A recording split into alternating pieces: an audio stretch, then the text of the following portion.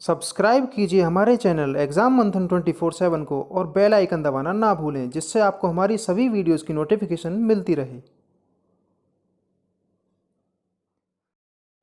Hello students, कैसे हैं आप सभी। मैं विकास आप सभी का एग्ज़ाम मंथन पर स्वागत करता हूं।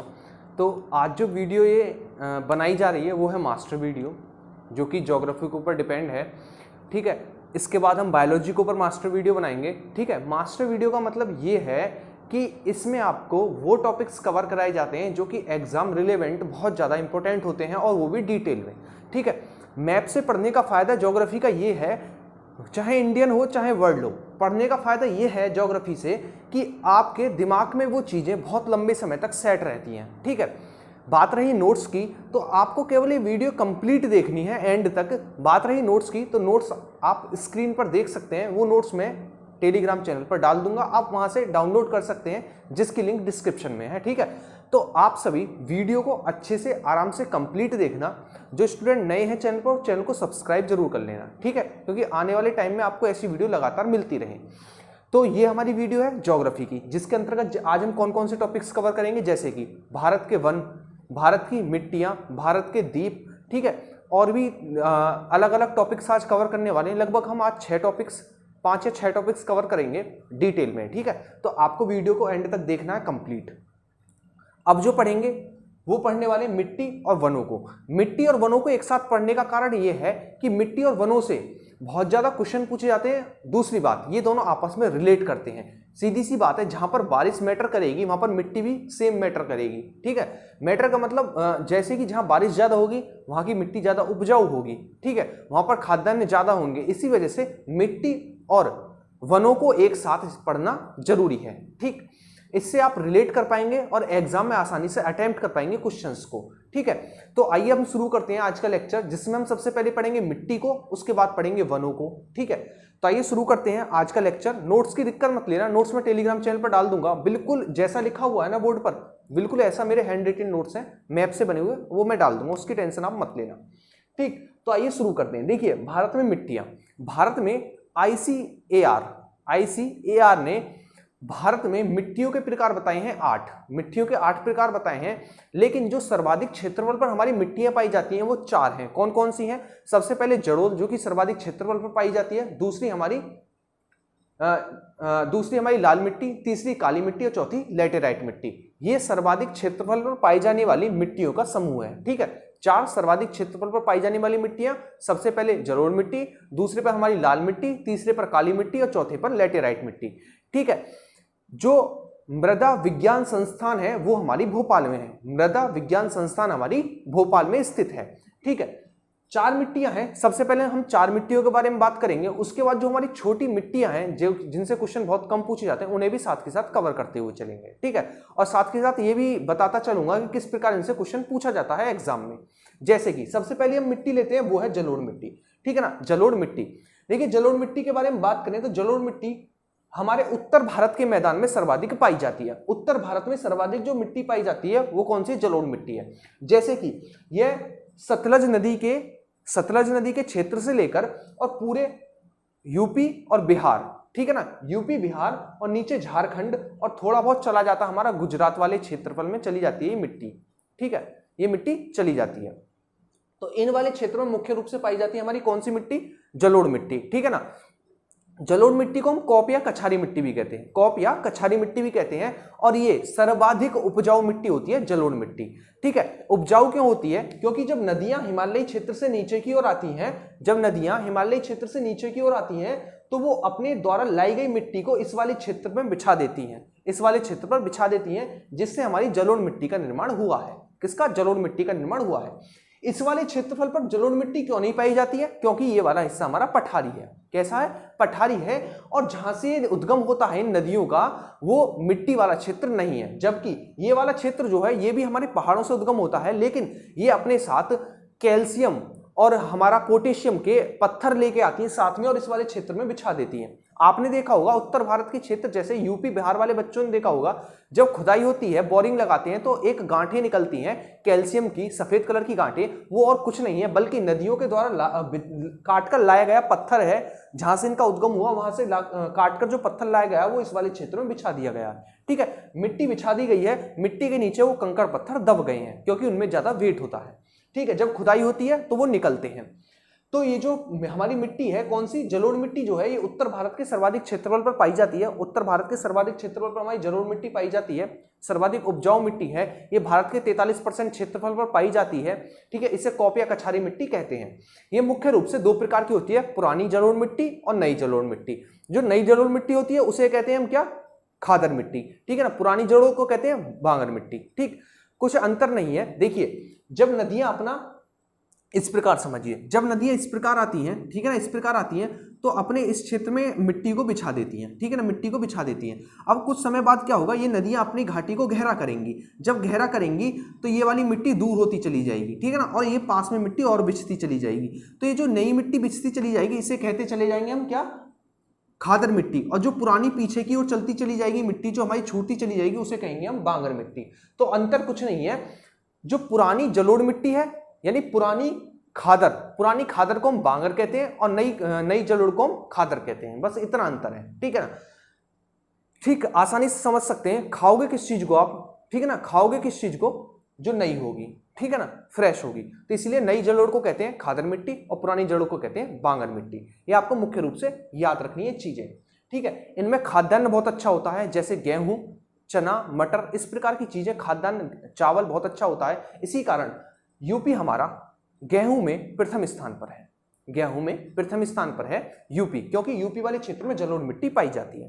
ठीक, उसके बाद हम बात करते हैं लाल मिट्टी पर। ठीक है, लाल मिट्टी, देखिए लाल मिट्टी हमारी किन किन क्षेत्रों में फैली हुई है, देखिए तमिलनाडु, ठीक है, तमिलनाडु, कर्नाटक, तेलंगाना, आंध्र प्रदेश, उड़ीसा, झारखंड और वेस्ट बंगाल का थोड़ा सा हिस्सा, वेस्ट बंगाल का थोड़ा सा हिस्सा। ठीक है, इन वाले क्षेत्रों में फैली हुई है हमारी लाल मिट्टी। लाल मिट्टी जो होती है ना, ये वाली लाल मिट्टी का जो क्षेत्रफल है ये दक्षिण भारत में सर्वाधिक है। यानी लाल मिट्टी जो है दक्षिण भारत में सर्वाधिक पाई जाती है। लाल मिट्टी दक्षिण भारत में सर्वाधिक पाई जाती है। इस वाले क्षेत्रफल पर वर्षा कम होती है, इस वाले क्षेत्रफल पर वर्षा कम होती है, इसी कारण ये सूखा मिट्टी है, सूखी हुई मिट्टी है। ठीक है ना, लाल मिट्टी किस कारण लाल नाम पड़ा, क्योंकि लोहे के ऑक्साइड के कारण इसका रंग लाल हो गया है। लोहे के ऑक्साइड के कारण इसका रंग लाल हो गया है, इसीलिए इसे लाल मिट्टी कहते हैं। ठीक है, पूछा जाए सर्वाधिक किस राज्य में पाई जाती है, तो सर्वाधिक हमारी तमिलनाडु में पाई जाती है। कहां पर, तमिलनाडु में सर्वाधिक पाई जाती है। यदि पूछे कि दक्षिण भारत में सर्वाधिक कौन सी मिट्टी पाई जाती है, तो दक्षिण भारत में सर्वाधिक पाई जाती है हमारी लाल मिट्टी। ठीक है, दक्षिण भारत में सर्वाधिक लाल मिट्टी पाई जाती है। ठीक, ये एक सूखी मिट्टी है, क्योंकि जो हमारे हिंद महासागर से जो मानसून उठते हैं वो इस वाले क्षेत्रफल पर वर्षा कर देते हैं। ये वाला क्षेत्र हमारा सूखा रह जाता है, ये वाला क्षेत्र हमारा सूखा रह जाता है, और यहाँ से जो मानसून उठते हैं वो इस वाले क्षेत्र पर वर्षा करते हैं, जिसके कारण ये जलोढ़ मिट्टी का निर्माण हुआ है। ठीक है, ये वाला क्षेत्र हमारा सूखाग्रस्त है, इसी कारण ये एक सूखी मिट्टी है। ठीक है ना, सूखी मिट्टी है, इसी कारण यहाँ पर खाद्यान्न नहीं होते हैं। खाद्यान्न नहीं होते कहाँ पर, लाल मिट्टी में खाद्यान्न नहीं होते हैं। ठीक, ये आपको याद रखना है। बात करते हैं हम लेटेराइट मिट्टी पर। ये है लेटेराइट मिट्टी। देखिए लेटेराइट मिट्टी जो पाई जाती है वहां पर पाई जाती है जहां पर 200 सेंटीमीटर से अधिक वर्षा हो। जहां पर 200 सेंटीमीटर से अधिक वर्षा हो वहां पर हमारी कौन सी मिट्टी पाई जाती है, तो वहां पर हमारी लेटेराइट मिट्टी पाई जाती है। ठीक है, लेटेराइट मिट्टी मुख्य रूप से 200 सेंटीमीटर से वर्षा कहां ज्यादा होती है, एक तो हमारा ये पश्चिमी घाट, शिलोंग पठार, ठीक है ना, पश्चिमी घाट, शिलोंग पठार, और थोड़ा ये वाला हमारा तट, ठीक है ना, ये वाला हमारा तट, इन जगहों पर ज्यादा वर्षा होती है, ज्यादा वर्षा होती है, इसीलिए यहाँ पर लेटेराइट मिट्टी पाई जाती है। ठीक है ना, आप यहाँ भी टिक कर सकते हैं, ये वाला जो हिस्सा है हमारा, ये वाले हिस्से में हमारी लेटेराइट मिट्टी पाई जाती है, ये वाला जो हिस्सा है, ठीक है ना, लेटेराइट मिट्टी। इसका कारण ये है कि शिलोंग पठार, आपने सुना होगा मौसिनराम, सर्वाधिक वर्षा वाला क्षेत्र, इसीलिए यहाँ पर भी लेटेराइट मिट्टी पाई जाती है। ठीक, तो लेटेराइट मिट्टी कहाँ पर, 200 सेंटीमीटर से जहाँ पर अधिक वर्षा होगी वहां पर लेटेराइट मिट्टी पाई जाएगी। तो इस वाले क्षेत्रफल, इस वाले क्षेत्र पर और इस वाले क्षेत्र पर हमारी लेटेराइट मिट्टी पाई जाती है, यानी शिलोंग पठार, पश्चिमी घाट, और ये हमारा थोड़ा सा कोरोमंडल तट भी आता है, हमारा हल्का सा कोरोमंडल तट भी आता है, ऐसी बात नहीं, यहाँ पर कोरोमंडल तट पर अच्छी बारिश होती है, और ये हमारा उड़ीसा वाला तट, यहाँ पर हमारी लेटेराइट मिट्टी पाई जाती है। लेटेराइट मिट्टी पर अधिक वर्षा होती है, इसीलिए जो इसका पोषक तत्व हैं वो पानी के साथ नीचे चले जाते हैं, पोषक तत्व पानी के साथ नीचे चले जाते हैं, इसीलिए इसे निच्छालन मिट्टी कहा जाता है। कैसी, निच्छालन मिट्टी कहा जाता है इस मिट्टी को, ठीक है, लेटेराइट मिट्टी को। ठीक, पूछा जाए लेटेराइट मिट्टी किस राज्य में सर्वाधिक पाई जाती है, तो केरल राज्य में लेटेराइट मिट्टी सर्वाधिक पाई जाती है। ठीक है, ये वाला क्षेत्र हमारा केरल का, क्योंकि केरल में सबसे पहले मानसून वर्षा करते हैं, इसी कारण लेटेराइट मिट्टी केरल में सर्वाधिक पाई जाती है। ठीक, उसके बाद हम बात करते हैं काली मिट्टी पर। देखिए काली मिट्टी जो है एक लावा मिट्टी है। ठीक है, भारत अफ्रीका से अलग हुआ, ये वाला क्षेत्र हमारा आकर बिछ गई यहाँ पर लैटेराइट मिट्टी जिसे दक्कन ट्रैप कहते हैं, सॉरी काली मिट्टी जिसे दक्कन ट्रैप कहते हैं। ठीक है ना, तो काली मिट्टी मुख्य रूप से कहाँ फैली हुई है, तो काली मिट्टी मुख्य रूप से जो फैली हुई है वो है हमारा ये वाला क्षेत्र। कौन सा, पूरा हमारा कौन सा वाला क्षेत्र, पूरा हमारा महाराष्ट्र वाला क्षेत्र। ठीक है, उत्तरी कर्नाटक वाला क्षेत्र, महाराष्ट्र, उत्तरी कर्नाटक, ठीक, और ये हमारा पश्चिमी मध्य प्रदेश और दक्षिणी यूपी। ठीक है ना, इस वाले क्षेत्र पर थोड़ा बहुत गुजरात, तो इस वाले क्षेत्रफल पर हमारी फैली है काली मिट्टी। ठीक है ना, काली मिट्टी को कपासी मिट्टी भी कहा जाता है। कपासी मिट्टी इसलिए कहा जाता है क्योंकि इस काली मिट्टी में कपास सर्वाधिक होता है। ठीक है, दूसरा नाम इसका कहा जाता है चरनोजम, रेंगुर मिट्टी और चरनोजम। तो रेंगुर मिट्टी और चरनोजम किसे कहा जाता है, तो काली मिट्टी को कहा जाता है। अंतरराष्ट्रीय स्तर पर काली मिट्टी को चरनोजम कहा जाता है, जो कि भारत में से रेंगुर मिट्टी या कपासी मिट्टी कहा जाता है। ठीक है, यह जो मिट्टी है ये अपने अंदर पानी को सोख लेती है, जिसके कारण इसमें दरार सी पड़ी हुई दिखाई देती है। ये जो दरार सी पड़ी हुई दिखाई देती है, इसे स्वतः जुता हुआ सा दिखाई देता है, खेत ऐसे लगता है जुता हुआ है, क्योंकि जब बीच में दरारें पड़ जाती हैं मिट्टी में तो जुता हुआ सा दिखाई देता है, इसीलिए इसे कहा जाता है स्वतः जुताई वाली मिट्टी, अपने आप जुताई वाली मिट्टी। ठीक है, आपने देखा होगा विदर्भ वाले क्षेत्र में हमेशा एक किसान बैठा हुआ होता है और उसके आसपास जो होती है मिट्टी फटी सी हुई दिखाई देती है और लाठी लेके बैठा हुआ है, वो और कुछ नहीं, वो काली मिट्टी है। ठीक है ना, आपने देखा होगा फटी सी मिट्टी होती है, वो काली मिट्टी है। इसका कारण ये है कि वो अपने अंदर सारे पानी को सोख लेती है और अनुपजाऊ हो जाती है। अनुपजाऊ क्यों हो जाती है, पोषक तत्व अंदर चले जाते हैं। दूसरी बात, जो पानी ऊपरी सतह पर रहना चाहिए वो नीचे चला जाता है। ठीक है, इसीलिए विदर्भ वाले क्षेत्र में किसान सर्वाधिक आत्महत्या करते हैं, क्योंकि ये वाली मिट्टी हमारी अनुपजाऊ है, केवल इसमें कपास अच्छे से हो पाता है, इसीलिए इसे कपासी या चरनोजम के नाम से जाना जाता है। रेंगुर मिट्टी भी कहा जाता है। यदि बात करें ये वाला क्षेत्र, ये हमारी कैसी है, मरुस्थलीय मिट्टी मुख्य रूप से उन क्षेत्रों में पाई जाती है जहां पर वर्षा नहीं होती है, जैसे कि राजस्थान, गुजरात, पंजाब। ठीक है, ये वाले क्षेत्र जो हैं यहाँ पर वर्षा बहुत कम होती है, इसी कारण यहाँ पर मरुस्थलीय मिट्टी पाई जाती है। मरुस्थलीय मिट्टी की खास विशेषता यह है कि यहाँ पर मोटे अनाज होते हैं। कैसे मोटे अनाज, जैसे जौ, बाजरा, ठीक है ना, इस प्रकार के मोटे अनाज कहाँ पर होते हैं, मरुस्थलीय मिट्टी में होते हैं।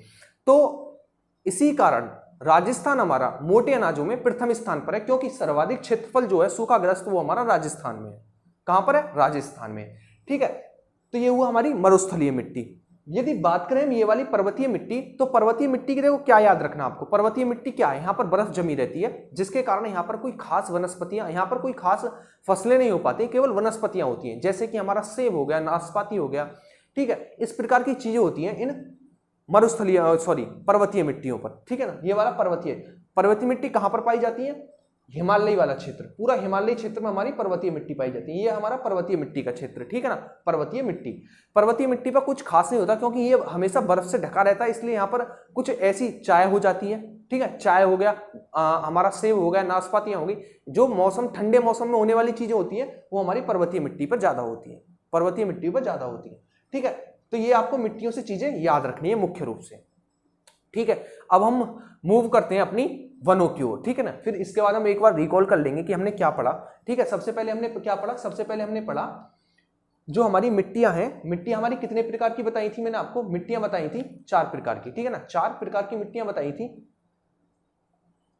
कौन कौन सी मिट्टियां थी, 8 प्रकार की टोटल मिट्टियां पाई जाती हैं, जिनमें से 4 हमारे अधिक क्षेत्रफल पर पाई जाती हैं। कौन कौन सी, सबसे पहले आपको याद रखनी है जलोढ़ मिट्टी। ठीक है ना, उसके बाद लाल मिट्टी, ठीक, उसके बाद काली मिट्टी और उसके बाद लेटेराइट मिट्टी, ये सर्वाधिक क्षेत्रफल पर पाई जाती है। ठीक, तो ये मुख्य रूप से आपको याद रखनी है। आइए हम मूव करते हैं वनों के ऊपर। ठीक है, देखिए भारत में वन जो हैं वो वर्षा के ऊपर डिपेंड करते हैं। जहां पर कम वर्षा वहां पर वन कम सघन, जहां पर ज्यादा वर्षा वहां पर वन ज्यादा सघन। ठीक है, तो किस पर डिपेंड करते हैं, वर्षा पर डिपेंड करते हैं। दूसरा, मिट्टी पर डिपेंड करते हैं। ठीक, तो आइए वनों के ऊपर बात करते हैं। जैसे कि भारत में जो मुख्य रूप से वन पाए जाते हैं वो कौन कौन से, उष्ण कटिबंधीय वन, उष्ण कटिबंधीय पतझड़ वन, ठीक है ना, कटीली झाड़ियां, ठीक, कटीली झाड़ियां, और आपके कौन कौन से सदाबहार वन हो गए, कटीली झाड़ियां हो गई, ठीक है, पर्वतीय वन हो गए, और ये हमारे सदाबहार वन हो गए। ये मुख्य रूप से पाए जाते हैं। ठीक, मुख्य रूप से पाए जाते हैं।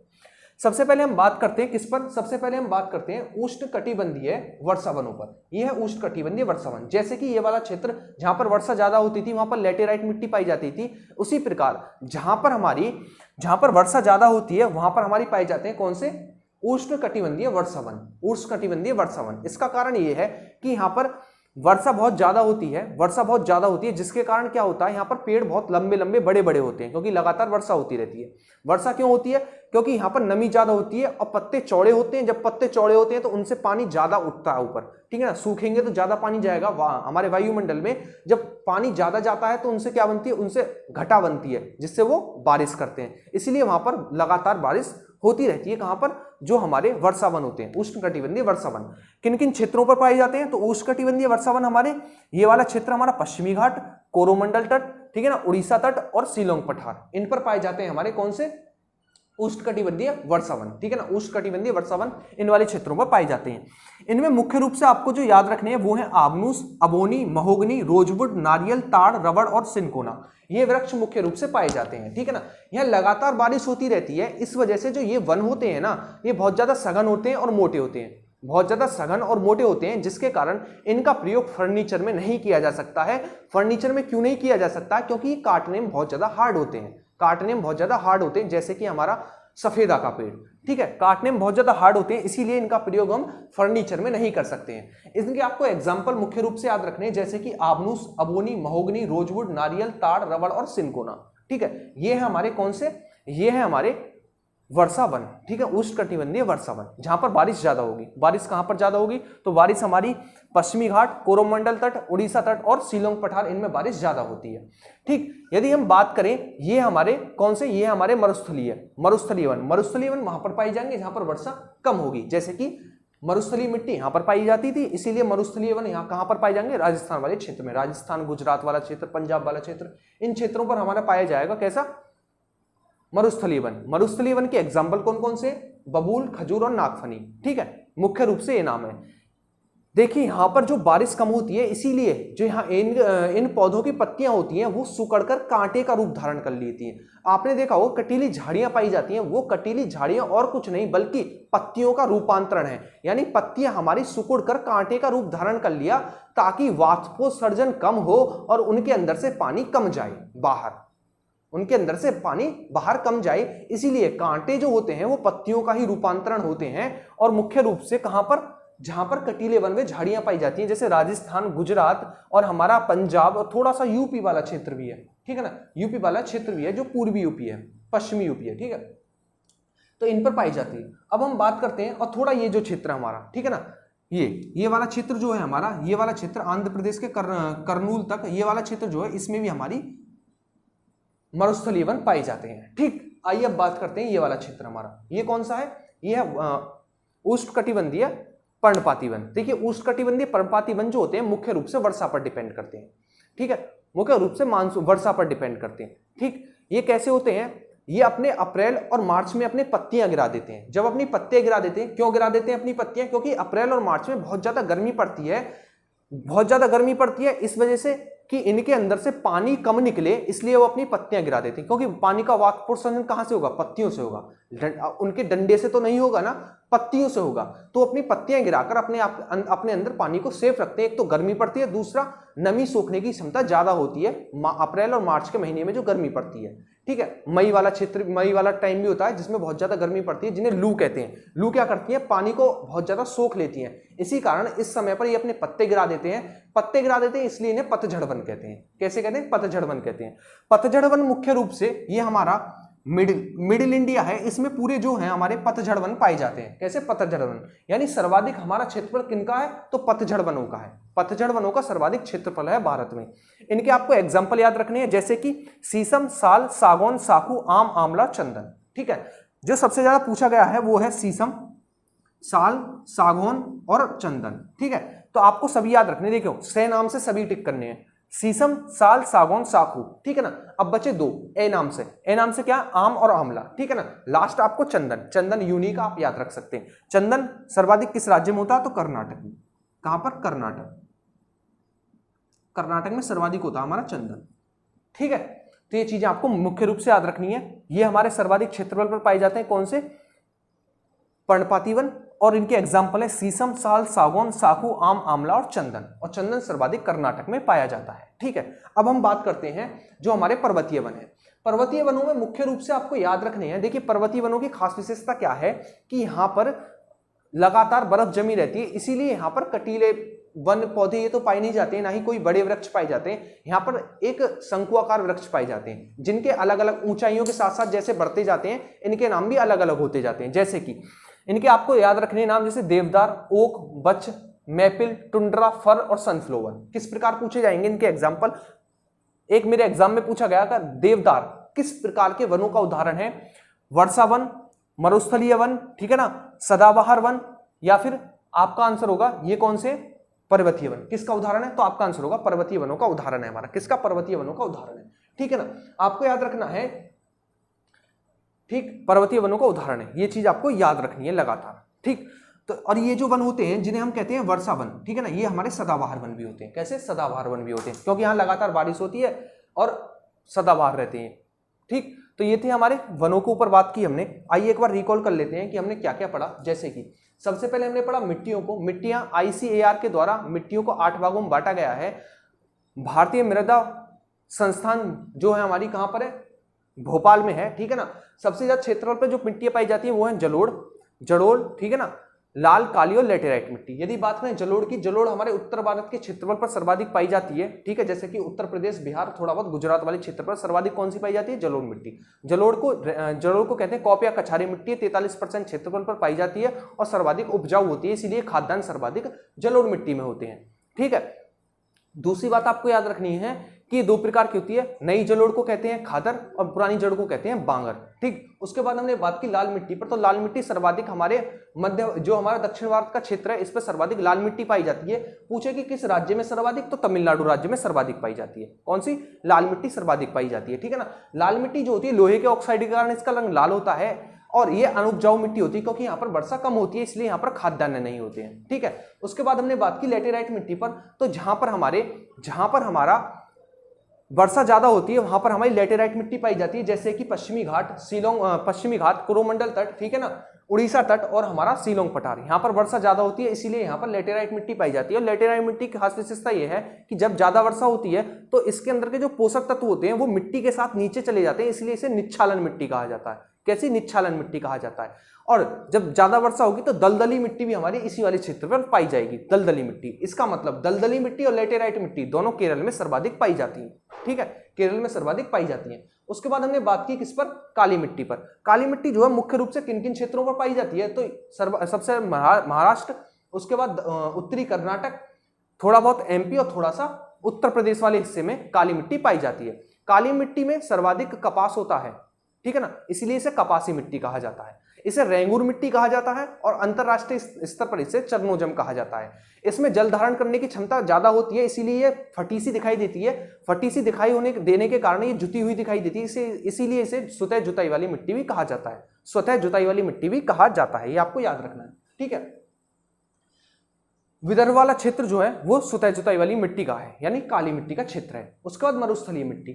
मरुस्थलीय मिट्टी मुख्य रूप से वहां पाई जाएगी जहां पर वर्षा कम होगी, यानी राजस्थान, पंजाब और गुजरात वाले क्षेत्र में मरुस्थलीय मिट्टी पाई जाती है। और इसकी खास विशेषता ये होती है कि इसमें खाद्यान्न ज्यादा होता है, मोटे अनाज जैसे जौ है, ठीक है ना, जौ है और आपका बाजरा हुआ, इस प्रकार के कहां पर होते हैं? राजस्थान में। इसीलिए राजस्थान सूखाग्रस्त है, यहाँ पर मरुस्थलीय मिट्टी पाई जाती है और मरुस्थलीय मिट्टी में सर्वाधिक मोटे अनाज होते हैं, इसीलिए मोटे अनाजों में सर्वाधिक प्रथम स्थान पर कौन है? राजस्थान है।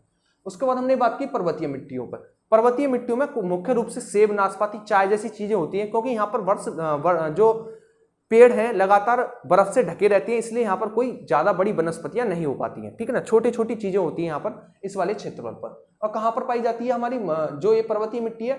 हिमालयी क्षेत्र में। ठीक है ना, ये पूरे हिमालयी क्षेत्र में हमारी पर्वतीय मिट्टी पाई जाती है। उसके बाद हमने बात की वनों पर। ठीक है, आपको एक और चीज याद रखनी है, जो हमारे सदाबहार वन होते हैं वो 200 सेंटीमीटर तक वर्षा वाले क्षेत्र में होते हैं। जो हमारे पतझड़ वन होते हैं वो 100 सेंटीमीटर वर्षा तक। जो हमारे कटीली वन और झाड़ी होते हैं वो 70 सेंटीमीटर वर्षा तक रहते हैं। ठीक है, ये चीज आपको याद रखनी है।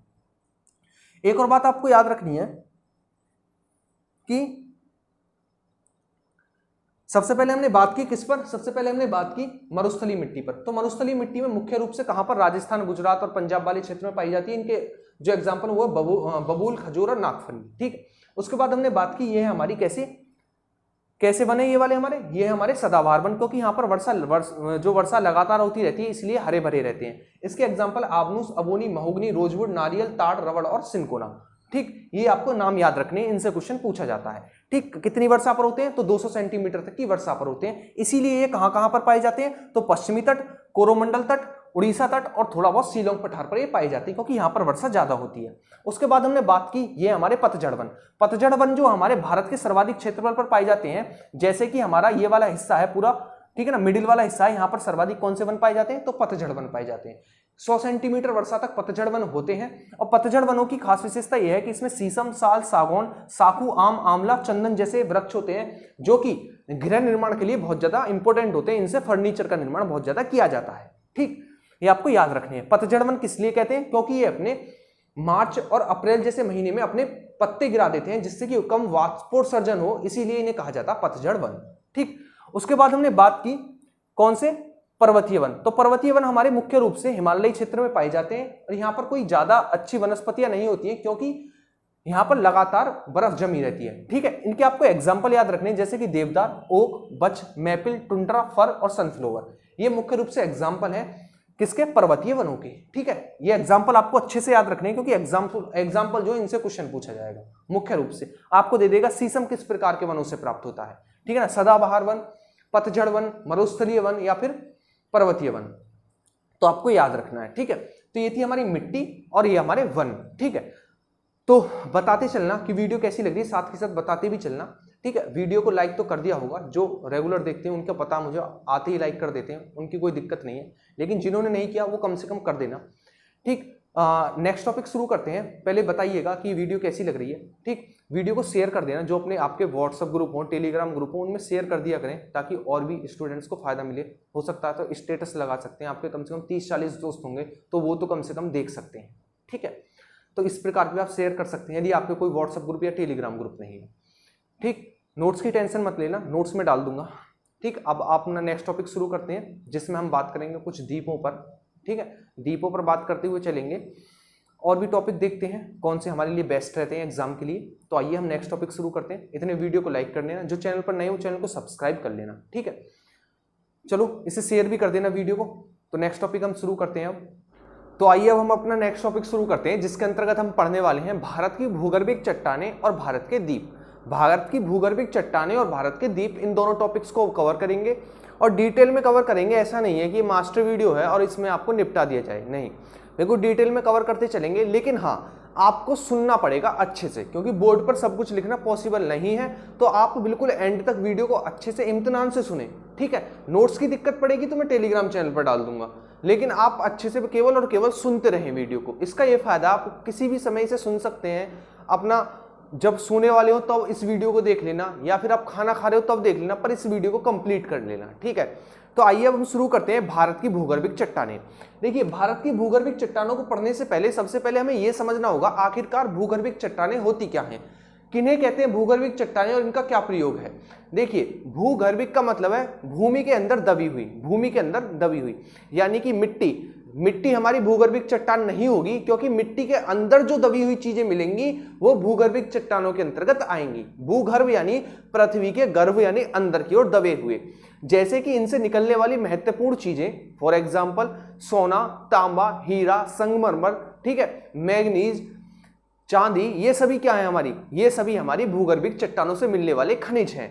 ठीक है, इसीलिए खनिज संपदा की दृष्टि से भूगर्भिक चट्टानें बहुत ही अमीर होती हैं। क्या होती है, बहुत ही अमीर होती हैं। इसीलिए जहां पर भूगर्भिक चट्टानें पाई जाती हैं वो राज्य भी अधिकतर अमीर का मतलब क्या है कि जहां पर ये भूगर्भिक चट्टानें पाई जाएंगी उनसे निकलेंगे खनिज, और खनिजों का क्या होगा, निर्यात होगा। जब निर्यात होगा तो पैसा आएगा राज्य सरकार और केंद्र सरकार के पास।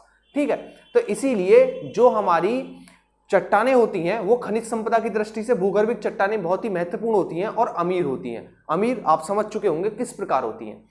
तो आइए बात करते हैं भूगर्भिक चट्टानों पर। तो भारत में भूगर्भिक चट्टानों की संख्या क्या है वो समझिए, मैं बताता हूं। जैसे कि पहली हमारी पाई जाती है आर्किन क्रम की चट्टानें, दूसरी पाई जाती है धारवाड़ क्रम की चट्टानें, तीसरी पाई जाती है दक्कन ट्रैप, चौथी पाई जाती है विंध्य क्रम की चट्टानें, पांचवी पाई जाती है गोंडवाना क्रम की चट्टानें और छठी पाई जाती है कुडप्पा क्रम की चट्टानें। ठीक है, फिर से रिपीट करता हूं, आर्किन क्रम की चट्टानें, धारवाड़ क्रम की चट्टानें, दक्कन ट्रैप, ठीक है, उसके बाद विंध्य क्रम की चट्टानें, इधर गोंडवाना क्रम की चट्टानें और लास्ट में हमारी कुडप्पा क्रम की चट्टानें। ये हमारी चट्टानें पाई जाती है भारत में। सबसे पहले हम बात करते हैं अपनी कौन सी, आर्किन क्रम की चट्टानें। देखिए, जब पृथ्वी का निर्माण हुआ तो सब कुछ एक द्रव अवस्था में था। कैसा था? द्रव अवस्था में था, लेकिन समय के साथ वो द्रव अवस्था बदली और वो उसने कठोरता का रूप धारण किया। जब कठोरता का रूप धारण किया तो सबसे पहले जिन चट्टानों का निर्माण हुआ उन्हें कहा गया आर्किन क्रम की चट्टानें। ठीक है, इसका मतलब आर्किन क्रम की चट्टानें भारत की ही नहीं बल्कि पूरे विश्व की सबसे प्राचीन चट्टानें हैं। ठीक है, देखिए, इनका नाम अलग अलग देशों में अलग अलग देखने को मिल सकता है, लेकिन इतना मुझे पता है कि भारत में इन्हें आर्कियन क्रम की चट्टानों के नाम से जाना जाता है।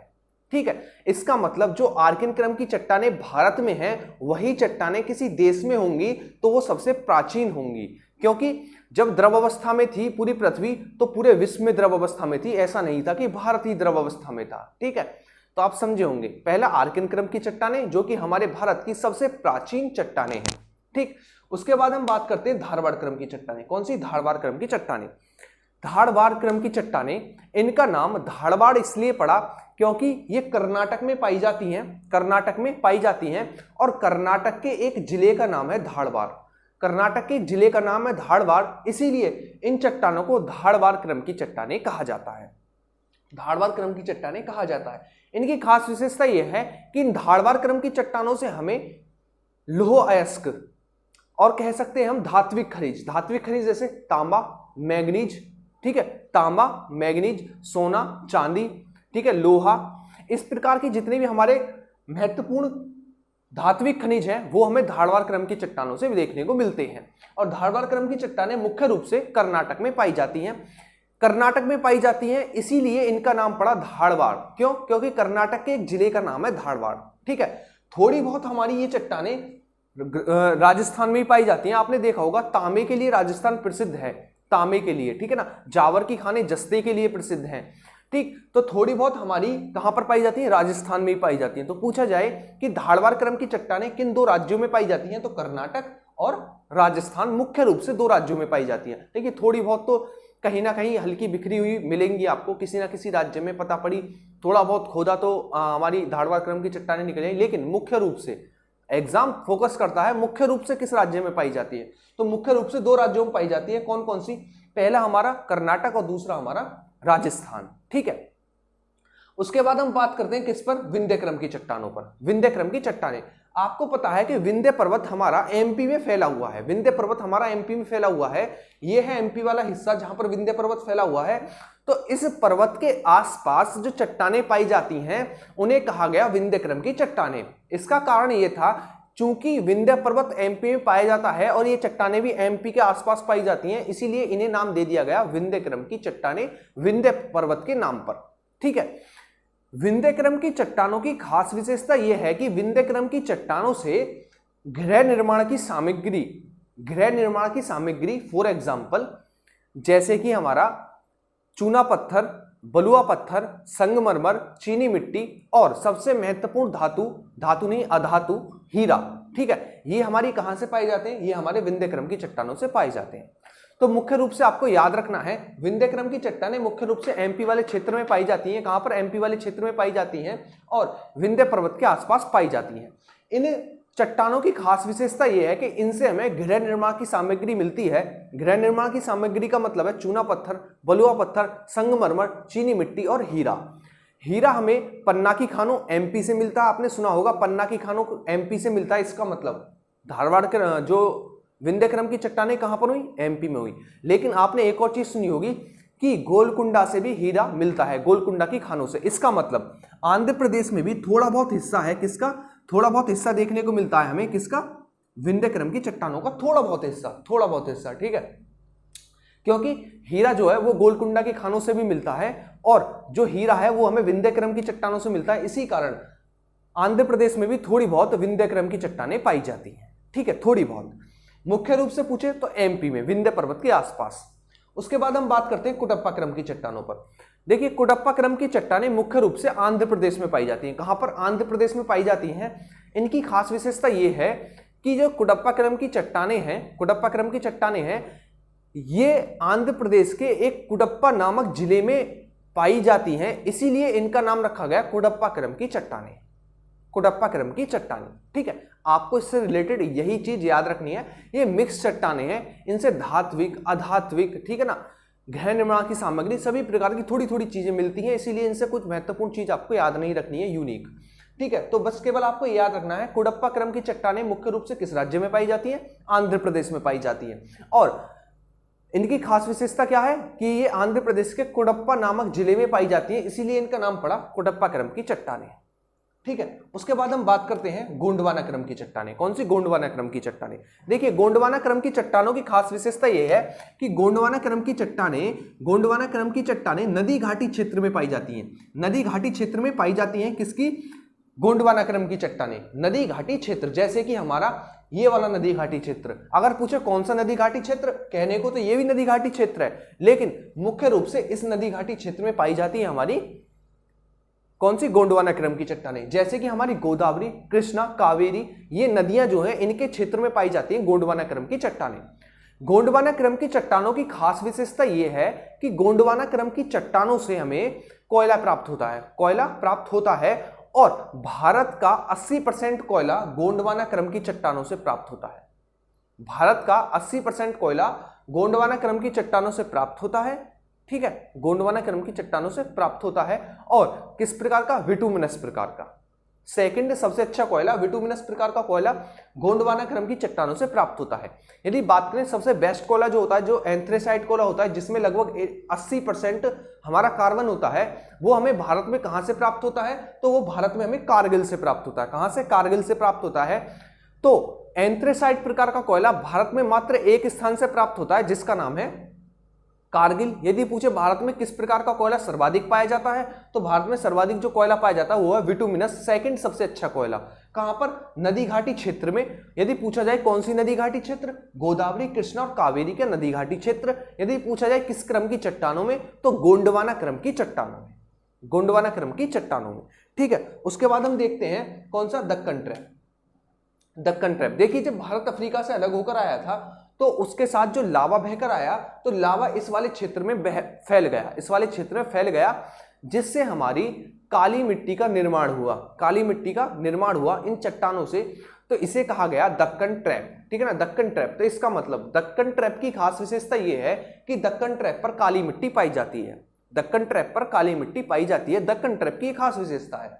यदि हम और देखना चाहें तो दक्कन ट्रैप जो है सबसे ज्यादा जो फैला हुआ है क्षेत्रफल में, वो महाराष्ट्र में फैला हुआ। लेकिन हम बात करें अन्य राज्य, तो थोड़ा बहुत गुजरात, थोड़ा बहुत राजस्थान, बहुत मामूली सा राजस्थान, लेकिन गुजरात में इसका हिस्सा ज्यादा है, क्योंकि महाराष्ट्र वाला हिस्सा गुजरात से लगा हुआ है, ठीक है ना। तो गुजरात महाराष्ट्र में संयुक्त रूप से, और थोड़ा बहुत एमपी में भी चला गया है। एमपी का सबसे अच्छा उदाहरण है काली मिट्टी का, वो है मालवा का पठार, ठीक है, दक्कन ट्रैप का हिस्सा मालवा का पठार, ठीक। तो आपको याद रखना है मुख्य रूप से जो पाया जाता है वो महाराष्ट्र में। यदि बात करें अन्य राज्यों में, तो राजस्थान, थोड़ा सा गुजरात और एमपी का सबसे अच्छा उदाहरण है हमारा मालवा का पठार। मालवा के पठार पर काली मिट्टी पाई जाती है, जो कि एक दक्कन ट्रैप का प्रूफ है, दक्कन ट्रैप का प्रूफ है, ठीक है। तो ये थी हमारी चट्टानें, आइए अब द्वीप देखते हैं, फिर हम इसे रिकॉल करेंगे अच्छे से। देखना, आप इस वीडियो को देखने के बाद इतने कॉन्फिडेंट हो जाओगे अपने आप में। देखो, सबसे बड़ी बात होती है अपने अंदर कॉन्फिडेंस डेवलप करना। यदि आप 6 घंटे पढ़ते हो, 6 घंटे पढ़ने के बाद उठते हो, यदि आप में कॉन्फिडेंस डेवलप नहीं है, यकीन मानिएगा आप पढ़ने के बाद सब कुछ भूल जाओगे। यदि आप 2 घंटे पढ़े और आपको कॉन्फिडेंस डेवलप हुआ, हाँ मैंने कुछ पढ़ा, तो याद, जो पढ़ा वो तो याद रहेगा, बल्कि आपको आगे भी पढ़ने के लिए ऊर्जा मिलेगी, ठीक है ना, आगे पढ़ने के लिए आपको एनर्जी मिलेगी, ठीक। तो ये वीडियो जो है बेसिकली डिपेंड करती है स्टूडेंट्स के कॉन्फिडेंस को बढ़ाने के लिए।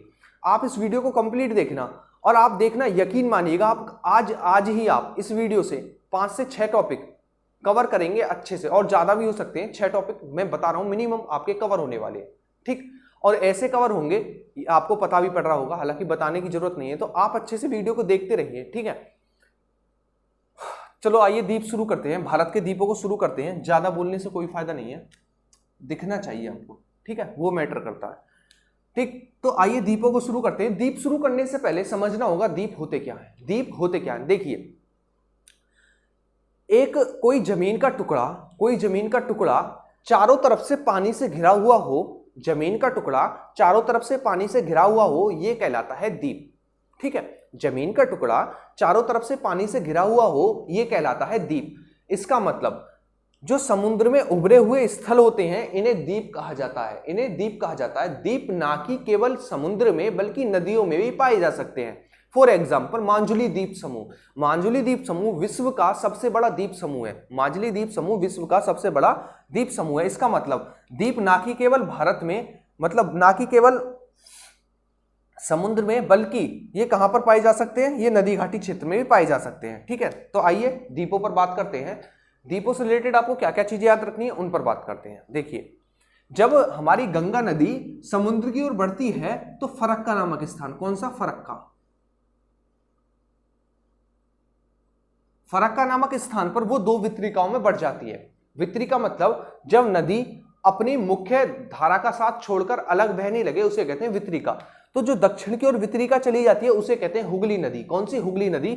और सीधी चली जाती है उसे कहते हैं भागीरथी नदी, और भागीरथी नदी को कहते हैं पद्मा, बांग्लादेश में। ठीक है, तो जो नीचे की ओर आ गई इसे कहते हैं हुगली नदी। कौन सी, हुगली नदी।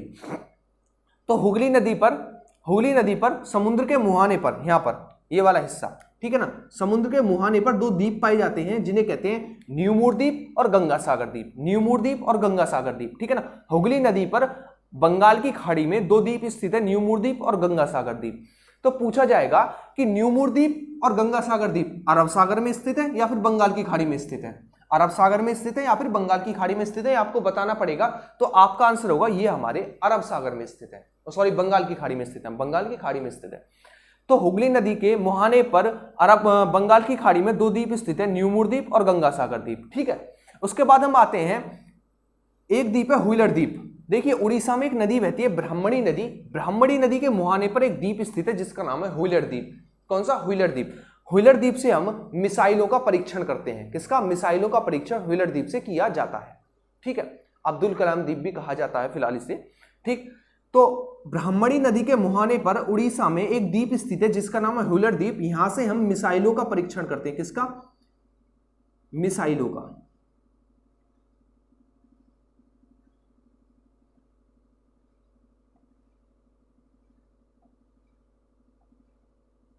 ठीक है ना, मिसाइलों का परीक्षण करते हैं। ठीक, ये आपको याद रखना है। उसके बाद आते हैं नीचे की ओर। नीचे की ओर आंध्र प्रदेश में, ये हमारा आंध्र प्रदेश वाला हिस्सा है, आंध्र प्रदेश में। तो आंध्र प्रदेश में हमारा एक द्वीप है श्रीहरिकोटा द्वीप। कौन सा, श्रीहरिकोटा द्वीप, जिस पर सतीश धवन अंतरिक्ष प्रक्षेपण केंद्र स्थित है। ठीक है ना, आंध्र प्रदेश में एक द्वीप स्थित है जिसका नाम है श्रीहरिकोटा द्वीप, और श्रीहरिकोटा द्वीप पर हमारा सतीश धवन अंतरिक्ष प्रक्षेपण केंद्र स्थित है जहां से हम उपग्रहों का परीक्षण करते हैं। किसका, उपग्रहों का। तो आपको इन दोनों से रिलेटेड एक चीज याद रखनी है, पूछा जाए मिसाइलों का परीक्षण, तो ब्राह्मणी नदी के मुहाने पर उड़ीसा में स्थित व्हीलर द्वीप से मिसाइलों का परीक्षण किया जाता है। यदि बात करें श्रीहरिकोटा द्वीप से तो इससे उपग्रहों का परीक्षण किया जाता है, उपग्रहों का परीक्षण किया जाता है, उपग्रहों का परीक्षण किया जाता है। ठीक है, ये दो द्वीप आपको याद हुए। उसके बाद हम बात करते हैं पम्बन द्वीप। कौन सा, पम्बन द्वीप। पम्बन द्वीप श्रीलंका और तमिलनाडु के बीच में स्थित है। पम्बन द्वीप श्रीलंका और तमिलनाडु के बीच में स्थित है पम्बन द्वीप। ठीक है ना, पम्बन द्वीप ये हमारा तमिलनाडु या फिर भारत कह सकते हैं, भारत और श्रीलंका या फिर तमिलनाडु व श्रीलंका के बीच में स्थित है पम्बन द्वीप, मन्नार की खाड़ी में। कहां पर, मन्नार की खाड़ी में। पम्बन द्वीप पर एक स्थान स्थित है जिसे कहते हैं रामेश्वरम। क्या कहते हैं, रामेश्वरम, जहां से हमारे अब्दुल कलाम थे। ठीक है, रामेश्वरम पर ही, रामेश्वरम स्थित है पम्बन द्वीप पर, इसीलिए इस द्वीप को रामेश्वरम द्वीप भी कहा जाता है। क्या कहा जाता है, रामेश्वरम द्वीप भी कहा जाता है। ठीक है ना, जो पम्बन द्वीप है इसका सबसे पूर्वी जो छोर है ये है कौन सा, धनुषकोटी। धनुषकोटी, धनुषकोटी। और ये वाला जो छोर है जो श्रीलंका से लगा हुआ है ये है हमारा कौन सा, तलैया मैनार।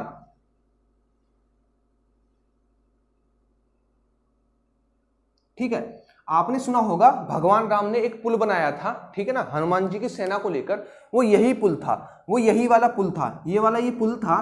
तो इसका मतलब जो हमारा आदम का पुल, ठीक है ना, इसे आदम के पुल के नाम से जानते हैं। तो आदम का पुल रामेश्वरम के सबसे पूर्वी छोर धनुषकोटी से शुरू होता है और श्रीलंका के सबसे उत्तरी छोर तलैया मैनार पर जाकर खत्म होता है। ठीक है, आपको समझना होगा, यहां से रामेश्वरम है, रे रामेश्वरम का एंड है, तो रामेश्वरम के सबसे पूर्वी छोर धनुषकोटी से शुरू होता है आदम का पुल, और यहां पर तलैया मैनार पर जाकर खत्म होता है श्रीलंका में आदम का पुल। तो पूछा जाएगा आदम का पुल कहां से शुरू होता है भारत में, धनुषकोटी से, और श्रीलंका में कहां पर जाकर खत्म होता है, तो तलैया मैनार पर जाकर खत्म होता है। इसका मतलब जब भगवान राम पुल पे चढ़ना शुरू किया होगा तो धनुषकोटी पे सबसे पहला पैर रखा होगा, और जब श्रीलंका पर एंट्री करी होगी तो लास्ट स्थान तलैया मैनार था, तलैया मैनार था। इसे आदम का पुल कहा जाता है। ठीक है, आइए अब नेक्स्ट देखते हैं हम अरब सागर के द्वीप।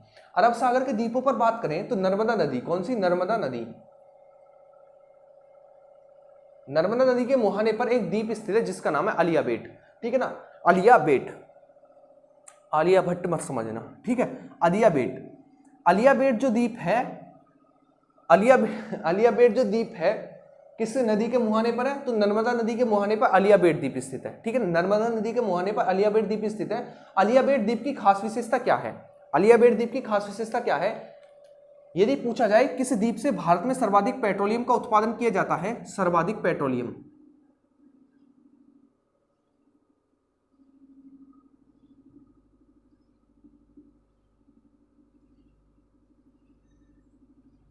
नर्मदा नदी के मुहाने पर एक द्वीप स्थित है अरब सागर में, अलिया बेट द्वीप। इस अलिया बेट द्वीप से सर्वाधिक पेट्रोलियम का उत्पादन किया जाता है, सर्वाधिक पेट्रोलियम का उत्पादन किया जाता है इस अलिया बेट द्वीप से। ठीक है, कहां पर स्थित है, तो अरब सागर में स्थित है। ठीक है, कंडीशन याद रखनी है आपको। देखिए क्वेश्चन छोटा बड़ा नहीं होता है, ठीक है, क्वेश्चन का मतलब होता है आपके कंसेप्ट कितने डेवलप है। पूछ लेगा ये अरब सागर में, बंगाल की खाड़ी में, हिंद महासागर में, कहां पर है, तो बस आपको यही काफी है उलझाने के लिए। ठीक है, तो आपको ये याद रखना है कहां पर स्थित है, तो अरब सागर में स्थित है। सर्वाधिक पेट्रोलियम का उत्पादन भारत में किस द्वीप से करा जाता है, तो वो द्वीप है अलिया बेट द्वीप। ठीक है, किसके मुहाने पर स्थित है, नर्मदा नदी के मुहाने पर स्थित है। नर्मदा नदी हमारी मैकाल में अमरकंटक की चोटी से निकलती है और गुजरात में भड़ौच के पास अपना मुहाना बनाती है। ठीक है, उसके बाद आपको दो द्वीप और याद रखने हैं जो कि अरब सागर में है, सालसेट द्वीप।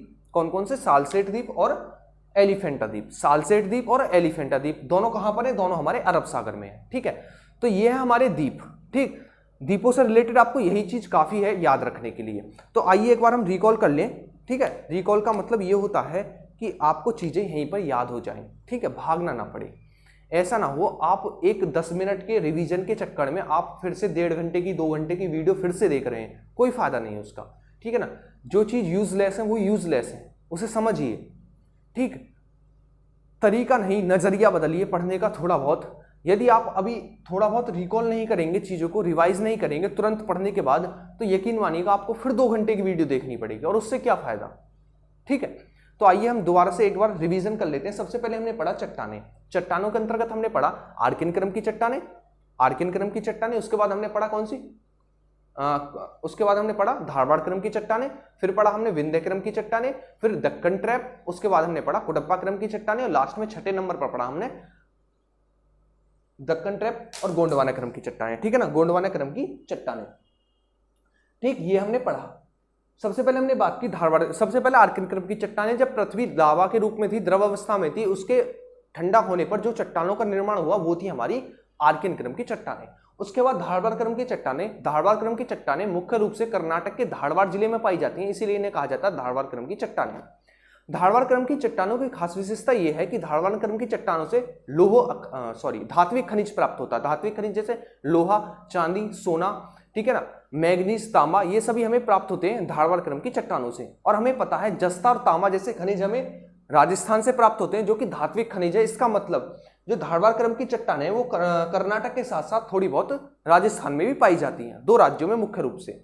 उसके बाद हमने बात की विंध्य क्रम की चट्टाने। तो विंध्य क्रम की चट्टाने विंध्य पर्वत के आसपास एमपी में पाई जाती है। इनकी खास विशेषता यह है कि इनसे गृह निर्माण की सामग्री जैसे चूना पत्थर, बलुआ पत्थर, संगमरमर, चीनी मिट्टी और हीरा जैसी चीजें पाई जाती हैं। याद रखना है हीरा किस प्रकार की चट्टानों से पाया जाता है, विंध्य क्रम की चट्टानों से, क्योंकि हीरा पन्ना की खानों से प्राप्त किया जाता है। पन्ना एमपी में पड़ती है खान, और एमपी में विंध्य क्रम की चट्टानें पाई जाती हैं। इसी कारण हीरा विंध्य क्रम की चट्टानों से प्राप्त किया जाता है। हीरा एक और खान से प्राप्त किया जाता है, गोलकुंडा की खान से, जो कि हमारी आंध्र प्रदेश में पड़ती है। इसका मतलब थोड़ा सा हिस्सा विंध्य क्रम की चट्टानों का आंध्र प्रदेश में भी आता है। ठीक है, उसके बाद हम बात करते हैं गोंडवाना क्रम की चट्टानें। गोंडवाना क्रम की चट्टानें मुख्य रूप से नदी घाटी क्षेत्र में पाई जाती हैं, जैसे गोदावरी, कृष्णा, कावेरी नदी घाटी क्षेत्र। और इनकी खास विशेषता यह है कि इनसे हमें कोयला प्राप्त होता है। क्या प्राप्त होता है? कोयला प्राप्त होता है। और सर्वाधिक विटुमिनस प्रकार का कोयला हमें गोंडवाना क्रम की चट्टानों से प्राप्त होता है, जो कि भारत का 80% कोयला है। यदि बात करें सबसे अच्छा कोयला, एंथ्रेसाइट प्रकार का कोयला, वो हमें कारगिल से प्राप्त होता है, जम्मू कश्मीर में। ठीक है, उसके बाद हमने बात की कुडप्पा क्रम की चट्टानें। तो कुडप्पा क्रम की चट्टानें मुख्य रूप से जो पाई जाती हैं वो पाई जाती हैं हमारी आंध्र प्रदेश के एक जिले में, कुडप्पा, इसीलिए इनका नाम पड़ा कुडप्पा क्रम की चट्टानें।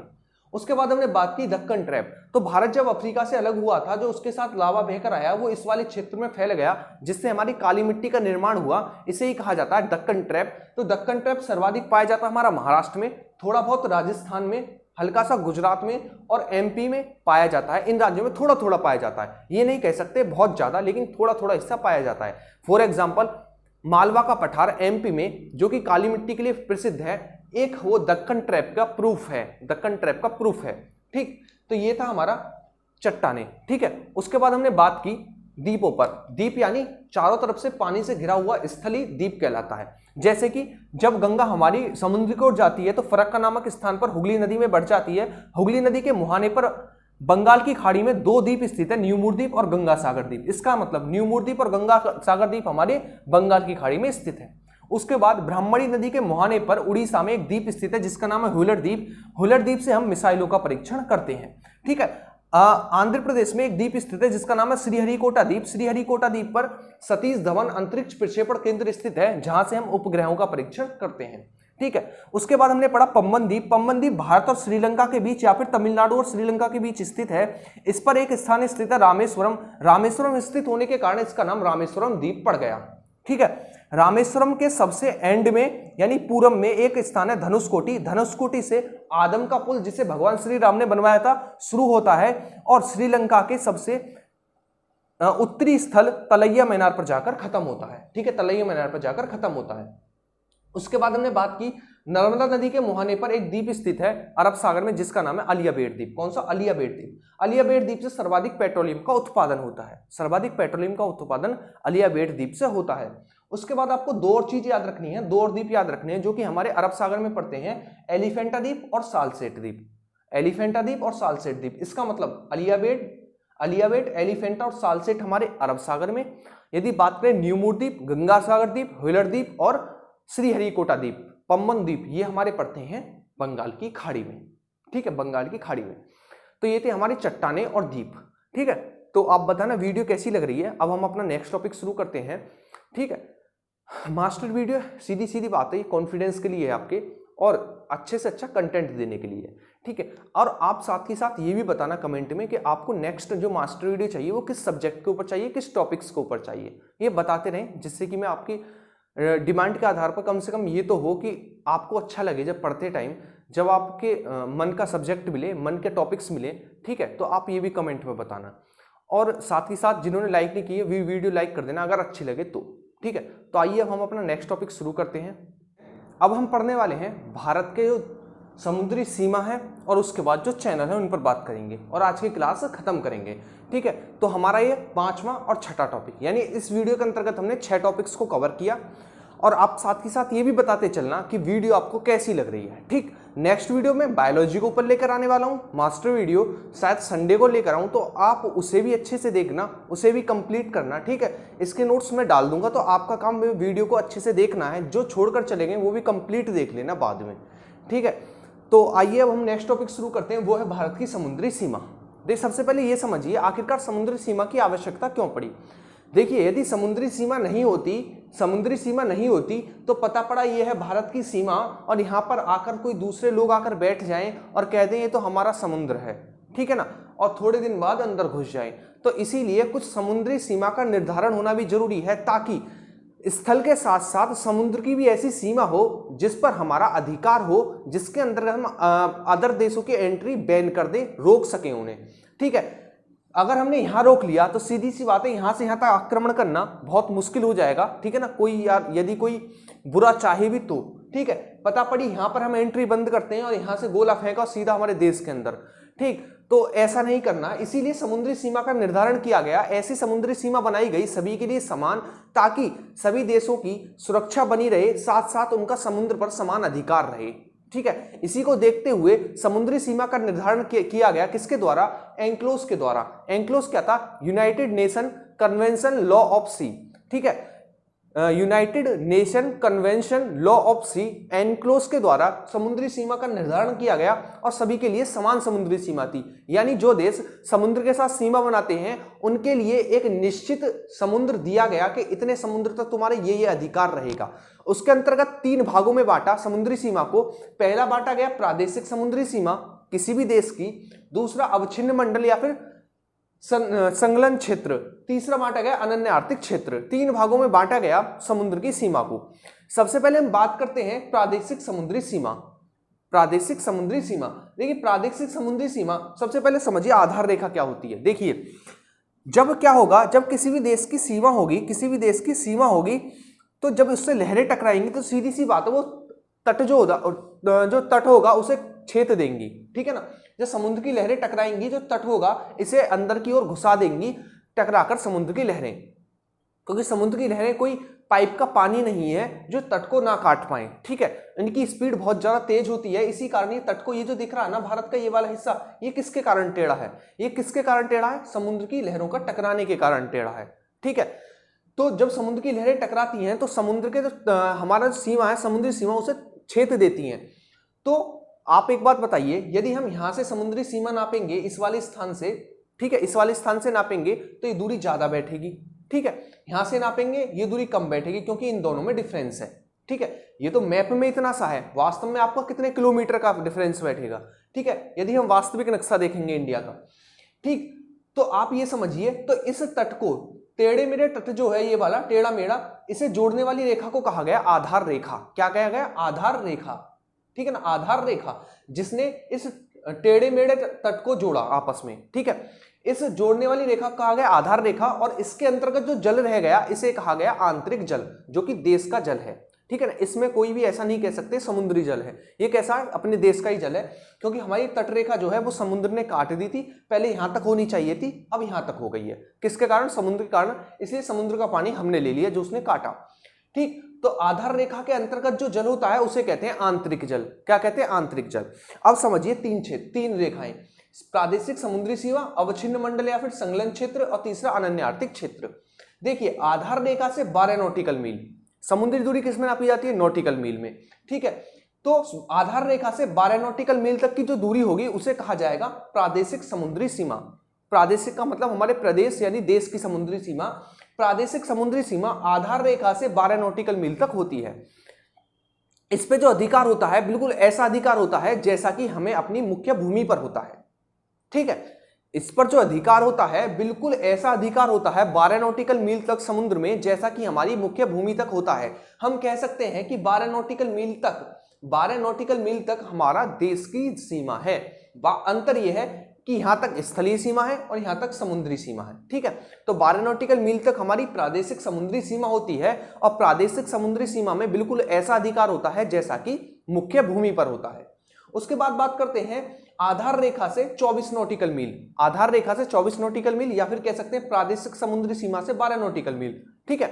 तो आधार रेखा से 24 नॉटिकल मील तक की जो दूरी होगी उसे कहा जाएगा अवच्छिन्न मंडल या फिर संलग्न क्षेत्र। अवच्छिन्न मंडल या फिर संलग्न क्षेत्र।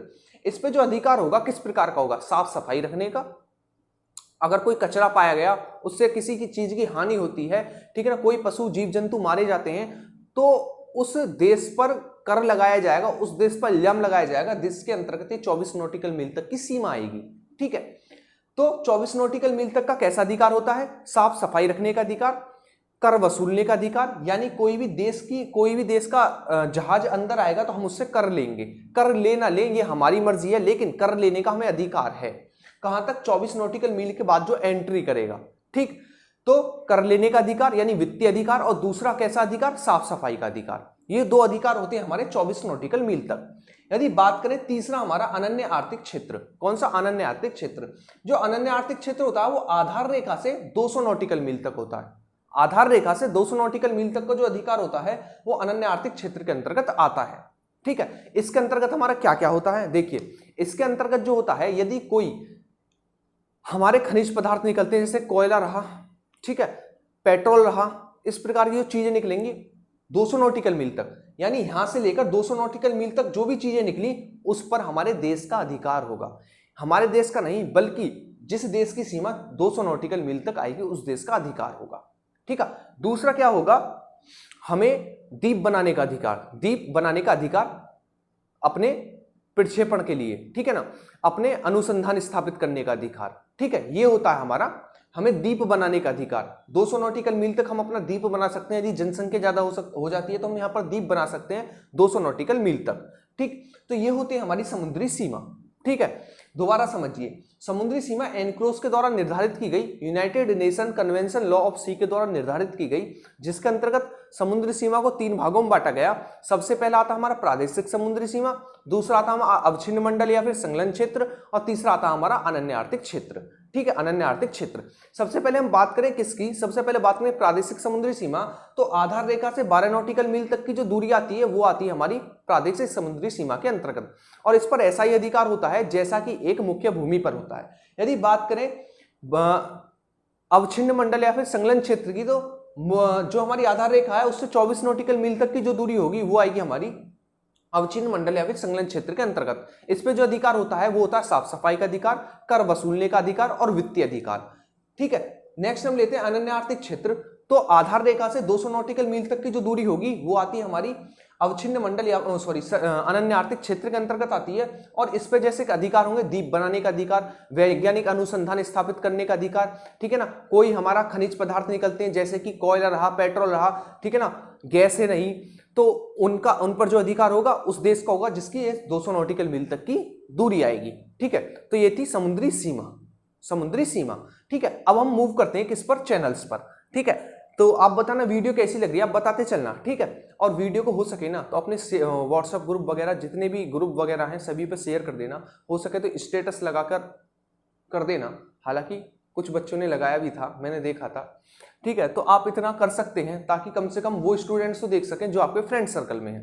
ठीक है, तो अब से हम मूव करते हैं किस पर, चैनल्स की तरफ।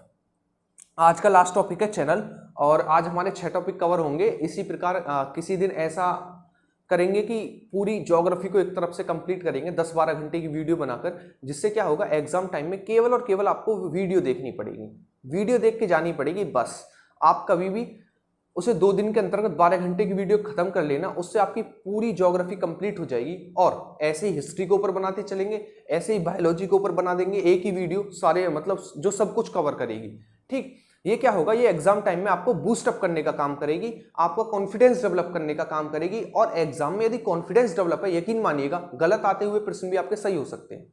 ठीक है, तो यही काम करती हैं चीजें। स्टूडेंट लाइफ में सबसे बड़ी चीज जो होती है ना वो होती है कॉन्फिडेंस। देखिए, स्टूडेंट को सैलरी नहीं आती है जिससे वो मोटिवेट हो। ठीक है, अगर स्टूडेंट है तो नौकरी नहीं लगी, सीधी सी बात है, तो वो मोटिवेट किससे हो। ठीक, मोटिवेट होने के लिए उसे खुद से मोटिवेट होना पड़ता है, खुद को जबरदस्ती मोटिवेट करना पड़ता है। हाँ, आज मैंने पढ़ाई की जबरदस्ती, क्यों, क्योंकि अच्छा लगे, अंदर से फीलिंग आए, पढ़ाई की, मोटिवेट हो, आगे और पढ़े। ठीक है, तो स्टूडेंट्स की लाइफ में सबसे बड़ी चीज होती है सेल्फ मोटिवेशन। ठीक है ना, सेल्फ मोटिवेशन। देखिए, ना हमारे पास पैसा आता है, ना हमारे पास बंधी हुई सैलरी है कि 40-50 हज़ार सैलरी आई, हम मोटिवेट है, हम पढ़ लें। ठीक है, तो आपने देखा होगा सरकारी नौकरी वाले नहीं, जो नौकरी करते हैं आखिरकार वो IAS PCS भी बहुत ज्यादा निकाल लेते हैं, जबकि तैयारी करने वाले बच्चे बहुत कम रह जाते हैं। ठीक है, कारण क्या है इसके पीछे, क्योंकि उनके पास पैसा आ रहा है, वो मोटिवेटेड है। ठीक है, उनके पास सिक्योरिटी है। तो मोटिवेशन सबसे बड़ी चीज होती है। उन पे टाइम कम है फिर भी उन्होंने एग्जाम निकाला, कारण ये था कि उनके पास मोटिवेशन था। ठीक है ना, उनके पास सिक्योरिटी थी। और स्टूडेंट्स की क्या, ना तो पैसा आता है, ऊपर से टेंशन। ठीक, दूसरा सिक्योरिटी नहीं लाइफ की, उसकी टेंशन, तीसरा एग्जाम निकालने की टेंशन।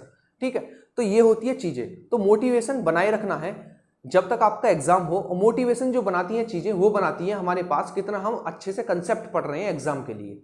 कंसेप्ट एक ऐसी चीज है, आप पढ़ के जाओगे तो एक अलग ही मोटिवेशन होगा, लेकिन आप लीनियर क्वेश्चन रट के जाओगे, यकीन मानिएगा कोई भी कॉन्फिडेंस नहीं होगा और डर और बना रहेगा कि इसमें से आएगा कि नहीं आएगा। और कंफर्म है एग्जाम में आने का जो 99% चांस रहता है वो कंसेप्ट होते हैं, वो कंसेप्ट होते हैं, क्योंकि जो एग्जामिनर बैठा है ना वो कोई झोला छाप आदमी नहीं है जो बना रहा है एग्जाम, ठीक है ना। उसने इतने एग्जाम क्वालिफाई किए होंगे, तो जब उसने एग्जाम ज्यादा से ज्यादा क्वालिफाई किए होंगे तो 100% उसने कंसेप्ट पढ़े होंगे, और जब उसने कंसेप्ट पढ़े होंगे तो वो सीधी सी बात है वो कंसेप्ट से ही क्वेश्चन बनाएगा, ठीक है, कंसेप्ट से बनाएगा। लीनियर क्वेश्चन अगर उसने पढ़े होते तो वो पेपर बनाने की उसकी औकात नहीं होती, ठीक है। अगर उसने कंसेप्ट पढ़े तभी वो बैठ के पेपर बना रहा है, और ये तो ह्यूमन नेचर है, यदि उसने कंसेप्ट पढ़े तो सीधी सी बात है कंसेप्ट में से ही क्वेश्चन बनाएगा, ठीक। तो आइए हम नेक्स्ट टॉपिक शुरू करते हैं, वो है चैनल। चैनल से देखिए, सबसे पहले समझिए चैनल क्या होते हैं। चैनल वो नहीं होते हैं जो हम गेट लगा देते हैं, ठीक है, वो चैनल नहीं। ये चैनल होता है, ये समझिए कि आपका और आपके किसी पड़ोसी का घर है, बीच में नाली जा रही है, बीच में नाला है, उस तरफ आपके पड़ोसी का घर है, ठीक है ना, इस तरफ आपका घर है, जो बीच में नाला जा रहा है इसे कहेंगे चैनल। यानी चैनल जो होता है दो मुख्य भूभागों को तो अलग करता है, दो मुख्य भूभागों को अलग करता है और दो जल स्थलों को जोड़ता है, ये होता है चैनल, ठीक है। तो इसका मतलब जहां से चैनल जाएगा वहां से दो भूभाग तो अलग होंगे, ठीक है, दो भूभाग अलग होंगे और दो जल राशियां जुड़ेंगी, ठीक है। जैसे कि कोको चैनल जो है हमारा म्यांमार और अंडमान को अलग करता है, ऐसे ही 10 डिग्री चैनल हमारा लिटिल अंडमान कार निकोबार को अलग करता है। तो ये होते हैं चैनल, समझ गए आप। सीधी सी बात में ये समझिए, दो घरों के बीच में नाली जा रही है तो चैनल वही है, यानी वो छोटी सी धारा, वो छोटा सा संकीर्ण जल की धारा जो दो मुख्य भूभागों को अलग करती है उसे कहते हैं चैनल, ठीक है। तो हम जो मुख्य चैनलों पर बात करने वाले हैं वो है 8 degree channel, 9 degree channel, 10 degree channel और कोको चैनल, ठीक है। इस पर डिटेल में बात करेंगे, इनसे क्वेश्चन पूछा जाता है, ठीक है। सबसे पहले लेते हैं 8 डिग्री चैनल। देखिए आपको पहले क्रम याद रखना है, क्रम याद रखना है। मालदीव, क्रम याद रखिए, मालदीव, मिनिकॉय और लक्षद्वीप, ठीक है ना, मालदीव, मिनिकॉय और लक्षद्वीप, ये क्रम आप याद रखिए। तो मालदीव और मिनिकॉय के बीच 8 डिग्री चैनल, 8 और 9, और उसके बाद हम चलेंगे 10 पर, ठीक है ना। मालदीव और मिनिकॉय के बीच 8 डिग्री चैनल, मिनिकॉय लक्षद्वीप के बीच 9 डिग्री चैनल, ठीक है। लेकिन आपको क्रम याद रखना है, मालदीव, मिनिकॉय और लक्षद्वीप, ठीक है, उनके बीच में 8 और 9 लगा दीजिए बस। मालदीव और मिनिकॉय के बीच 8 डिग्री चैनल, मिनिकॉय और लक्षद्वीप के बीच 9 डिग्री चैनल, ठीक है, क्लियर हुआ। आइए अब बात करते हैं अंडमान निकोबार के। देखो अंडमान निकोबार, अंडमान जो निकोबार है, ये देखिए ये छोटे छोटे द्वीप आपको उभरे हुए दिखाई देंगे समुद्र में। इसका कारण ये है कि हिमालय जब हमारा मुड़कर अराकान योमा कहा जाता है म्यांमार में, और आकर ये बंगाल की खाड़ी में डूब जाता है, इसका कुछ हिस्सा उभरा हुआ दिखाई देता है, इसे कहते हैं हम क्या, अंडमान निकोबार। यानी अंडमान निकोबार हमारा हिमालय का ही भाग है समुद्र में, ठीक है ना, बंगाल की खाड़ी में हिमालय का ही भाग है अंडमान निकोबार, जिसके कुछ द्वीप हमें उभरे हुए दिखाई देते हैं, जैसे कि उत्तरी अंडमान, अंडमान ये वाला हिस्सा है, निकोबार ये वाला हिस्सा है, उत्तरी अंडमान, मध्य अंडमान, दक्षिणी अंडमान और लिटिल अंडमान। अंडमान के अंतर्गत आपको 4 याद रखने हैं। बात करें निकोबार की तो कार निकोबार और ग्रेट निकोबार, आपको 2 याद रखने हैं, ठीक है। यानी अंडमान के अंतर्गत आपको 4 याद रखने हैं, उत्तरी अंडमान, मध्य अंडमान, दक्षिण अंडमान और लिटिल अंडमान, ठीक है। यदि बात करें निकोबार की तो कार निकोबार और ग्रेट निकोबार आपको 2 याद रखने हैं। बात करते हैं उत्तरी अंडमान। देखिए सबसे पहले बात करते हैं, ये वाला हमारा हिस्सा है, ये वाला जो हिस्सा है ये क्या है, म्यांमार, ठीक है ना, ये क्या, म्यांमार, म्यांमार, ठीक है ना। तो म्यांमार और अंडमान के बीच, म्यांमार और अंडमान के बीच जो चैनल है, यानी जो संकीर्ण रास्ता है जो दोनों को अलग करता है, वो है कोको चैनल। कौन सा, कोको चैनल। तो पूछा जाएगा कोको चैनल किन 2 स्थलों के बीच है, तो आपका आंसर होगा म्यांमार और अंडमान निकोबार, ठीक है। दूसरा आपको ऑप्शन ये भी मिल सकता है म्यांमार और अंडमान खाली, ठीक है। तीसरा ऑप्शन मिलेगा म्यांमार और उत्तरी अंडमान, ठीक। तो आपको पॉसिबल देखो तीनों में से एक आएगा, लेकिन पूछ कुछ भी सकता है। म्यांमार और उत्तरी अंडमान के बीच भी कोको चैनल ही है मुख्य रूप से। बात करें म्यांमार और अंडमान के बीच भी कोको चैनल है। यदि बात करें म्यांमार और पूरे को अंडमान निकोबार को एक मान ले तो म्यांमार और अंडमान निकोबार के बीच में कोको चैनल है, ठीक है ना। तो कोको चैनल किस किस के बीच है, म्यांमार और उत्तरी अंडमान, या फिर म्यांमार और अंडमान, या फिर कह सकते हैं म्यांमार और अंडमान निकोबार के बीच में कोको चैनल है, ठीक है। यानी म्यांमार और अंडमान निकोबार को अलग करता है कोको चैनल। उसके बाद हम बात करते हैं उत्तरी अंडमान।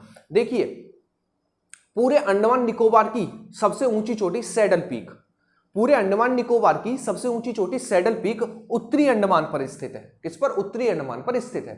ठीक है, पूरे अंडमान निकोबार की सबसे ऊंची चोटी सैडल पीक उत्तरी अंडमान पर स्थित है। यदि बात करें मध्य अंडमान, तो सबसे बड़ा जो द्वीप है पूरे अंडमान निकोबार का, पूरे अंडमान निकोबार का सबसे बड़ा द्वीप जो है वो है हमारा मध्य अंडमान। कौन सा? मध्य अंडमान। यदि बात करें दक्षिण अंडमान, तो अंडमान में निकोबार की राजधानी पोर्ट ब्लेयर, अंडमान निकोबार की राजधानी पोर्ट ब्लेयर दक्षिण अंडमान पर स्थित है। दक्षिण अंडमान पर स्थित है। ठीक है, यदि बात करें लिटिल अंडमान, तो सबसे नीचे वाला हिस्सा। उसके बाद आते हैं कार निकोबार और ग्रेट निकोबार। बात करें ग्रेट निकोबार की, तो भारत का स्थल और द्वीपों सहित सबसे दक्षिणतम बिंदु पिग्मेलियन पॉइंट ग्रेट निकोबार पर स्थित है। ठीक है, भारत का स्थल और द्वीपों सहित सबसे दक्षिणतम बिंदु ग्रेट निकोबार पर स्थित है। ये आपको याद रखना है। अब बात करते हैं 10 डिग्री चैनल। देखिए 10 डिग्री चैनल जो है वो लिटिल अंडमान और कार निकोबार के बीच में स्थित है। यानी लिटिल अंडमान व कार निकोबार को अलग करता है हमारा 10 डिग्री चैनल, या फिर कह सकते हैं अंडमान को निकोबार से कौन अलग करता है? 10 डिग्री चैनल। ठीक है, दो चीजें आपको याद रखनी है। लिटिल अंडमान कार निकोबार को कौन सा अलग करता है? 10 डिग्री चैनल। या फिर हम इसे एक मान लें, ठीक है ना, क्योंकि अंडमान एक ही है और निकोबार वाला हिस्सा अलग है। ठीक है, तो अंडमान को निकोबार से कौन अलग करता है? तो भी 10 डिग्री चैनल। ठीक है, तो ये आपको याद रखनी है, सिंपल सा है। ठीक है, तो आपको किस प्रकार याद रखनी है? मालदीव, मिनिकॉय और लक्षद्वीप। मालदीव और मिनिकॉय के बीच 8 डिग्री चैनल, मिनिकॉय और लक्षद्वीप के बीच 9 डिग्री चैनल। उसके बाद हमने बात की कोको चैनल, तो म्यांमार और उत्तरी अंडमान के बीच कोको चैनल, या फिर म्यांमार अंडमान के बीच कोको चैनल, या फिर म्यांमार और पूरा अंडमान निकोबार के बीच कोको चैनल। बात करें उत्तरी अंडमान की, तो सैडल पीक सबसे ऊंची चोटी अंडमान निकोबार की उत्तरी अंडमान पर स्थित है। बात करें सबसे बड़ा द्वीप अंडमान निकोबार का, तो मध्य अंडमान। यदि बात करें अंडमान निकोबार की राजधानी पोर्ट ब्लेयर दक्षिण अंडमान पर स्थित है। ठीक है ना, बात करें 10 डिग्री चैनल, तो लिटिल अंडमान व कार निकोबार के बीच स्थित है। यदि संयुक्त रूप से इन्हें एक मान लें, तो अंडमान व निकोबार के बीच स्थित है हमारा 10 डिग्री चैनल। यदि बात करें ग्रेट निकोबार की, तो भारत का स्थल और द्वीपों सहित दक्षिणतम बिंदु पिग्मेलियन पॉइंट ग्रेट निकोबार के अंतर्गत आता है। ठीक है, तो ये था हमारा समुद्री सीमा और चैनल। तो आज की हम मास्टर वीडियो यहीं पर रोकते हैं। तो आपको बताना है कि वीडियो कैसी लगी, कमेंट में बताना वीडियो कैसी लगी। ठीक है ना, शायद आपका कुछ सेकंड जाएं बताने के लिए और मेरे कुछ दिन गए हैं बनाने के लिए, तो आप इस चीज़ को डिफरेंस देखकर ही जज करना। ठीक है, एक छोटी सी गलती पर कभी भी जज मत करना। क्या होता है, देखिए गलतियां जो होती हैं वो पहचान होती हैं अच्छा करने की। ठीक है, कभी कभी हो जाती हैं गलतियां और स्वाभाविक है। ठीक, स्वाभाविक है। कभी कभी क्या होता है, जवान पे कुछ चीज होती है, हम बोल कुछ देते हैं और दिमाग में कुछ और होता है। तो उन छोटी गलतियों को हमेशा इग्नोर करना चाहिए, हमेशा इग्नोर करना चाहिए और ये देखना चाहिए आपको इतनी छोटी गलती की है, कोई बड़ी गलती नहीं की है। ठीक, तो आपको बताना है कि वीडियो कैसी लगी और साथ ही साथ ये भी बताना है, लाइक कर तो करना ही है और अपने ग्रुप या व्हाट्सएप ग्रुप जो भी आपके ग्रुप हो सब पर शेयर करना है इस वीडियो को। ठीक है, और नेक्स्ट वीडियो में बायोलॉजी के ऊपर लेके आने वाला हूं, तो आप एक सब्जेक्ट बताइए किस सब्जेक्ट के ऊपर आपको मास्टर वीडियो चाहिए। ठीक है ना, आप कमेंट करके बताना। देखिए पहले कमेंट में बताना वीडियो कैसी थी, साथ में आप ब्रैकेट में बताना कि आपको नेक्स्ट मास्टर वीडियो किसके ऊपर चाहिए। ठीक है, नेक्स्ट मास्टर वीडियो डैश करके लिख देना किसके ऊपर चाहिए, एक बार बता देना, वरना मैं बायोलॉजी के ऊपर बनाने ही वाला हूं। यदि आप एक बार सजेशन दे देंगे तो अच्छा रहेगा, क्योंकि आपको पढ़ना है, मुझे नहीं पढ़ना है। ठीक है, तो मिलते हैं हम नेक्स्ट वीडियो में। नेक्स्ट हम जो आप कहेंगे उसके ऊपर मास्टर वीडियो बनाएंगे या फिर बायोलॉजी के ऊपर बनाएंगे। ठीक, उम्मीद है सभी को बहुत अच्छे से समझ में आया होगा और रिवीजन करना, वीडियो को बिल्कुल अच्छे से सुनना है आपको, क्योंकि नोट्स में डाल दूंगा, केवल और केवल आपको वीडियो को अच्छे से सुनना है, अपने कंसेप्ट डेवलप करने हैं एग्जाम के लिए। ठीक है, तो नेक्स्ट वीडियो में मिलेंगे। जब तक आप अच्छे से इस वीडियो को कंप्लीट करना, रिवीजन करना, एक दो बार कम से कम वीडियो को देखना, नोट्स में डाल दूंगा टेलीग्राम चैनल पर, डाउनलोड करके वीडियो को कम से कम 2 बार खत्म करना। ठीक है, तो नेक्स्ट वीडियो में मिलेंगे और मास्टर वीडियो एक और लेकर आऊंगा इसी वीक, ताकि आपके कम से कम 10-12 टॉपिक, आपके 12 से ज्यादा टॉपिक आपके कवर हो जाएं अलग से मास्टर वीडियो के थ्रू।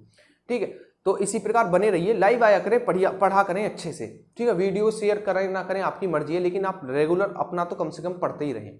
ठीक है, औरों का भला होना हो लेकिन अपना भला तो रेगुलर चलना चाहिए। ठीक है, तो नेक्स्ट वीडियो मिलेंगे, अच्छे से रिवीजन करना और थैंक यू, गुड लक।